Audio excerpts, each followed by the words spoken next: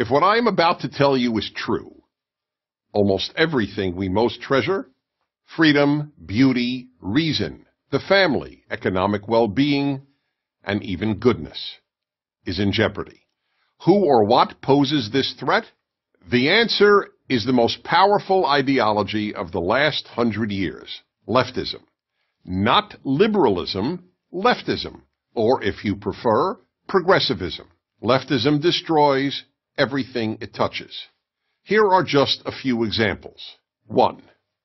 The universities. Perhaps the most obvious example, one that many liberals acknowledge, is the left's near destruction of most universities as places of learning. In the words of Harvard professor Steven Pinker, an atheist and a liberal, because of the left, quote, universities are becoming laughingstocks of intolerance, unquote. At almost every university, and now high schools and even elementary schools, students are taught to shut down, not debate, those who differ with them, and to rely on feelings rather than reason. 2. The arts. Throughout history, the primary purpose of art was to elevate people through beauty, artistic excellence, and emotional depth. To the left, the primary purpose of art, sculpture, and music is to shock. That's why so much contemporary art is meaningless and involves the scatological, meaning urine and feces. Yes, urine and feces. To give one of countless examples, in 2016, the Guggenheim Museum in New York featured a pure gold working toilet, which visitors were invited to use. The name of the exhibit was America, so one could literally relieve oneself on America. 3. Literature. The English department at the University of Pennsylvania replaced the portrait of the greatest English-language writer who ever lived, William Shakespeare, with a picture of a black lesbian poet. Why? Because he was a white European male. Leftist professors have replaced the pursuit of excellence with the pursuit of diversity. 4. Late-night television. In America, late-night television shows were completely apolitical. The hosts believed their role was to entertain viewers and offer them relief and laughter after a difficult day. No longer. You cannot watch late-night television if you just want to be entertained. Late-night TV is now left-night TV. 5. Religion.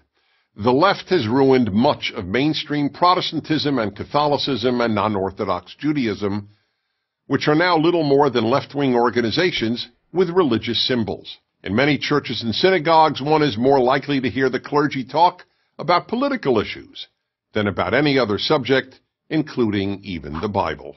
6. Free speech.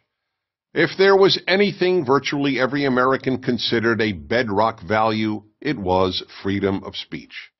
Yet the left is destroying even this unique American achievement.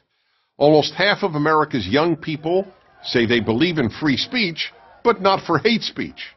Yet the whole point of free speech is that it allows people to express any political or social position, including what any one of us considers hate speech. And hate speech now means any position the left differs with. 7. Race. America has become the least racist multiracial society in world history. On a daily basis, Americans of every race and ethnicity get along superbly. But the left constantly poisons young minds with angry diatribes about systemic racism, microaggressions, and white privilege. 8. The Boy Scouts. The left is destroying the Boy Scouts. They're not even the Boy Scouts anymore, they're just the Scouts. The left forced them to admit girls. Here's the thing about the left. It only destroys. It doesn't build. The Boy Scouts have helped shape tens of millions of boys into independent, strong, good men. So where's the left-wing version of the Boy Scouts? It doesn't exist. There is none. 9. Male-female.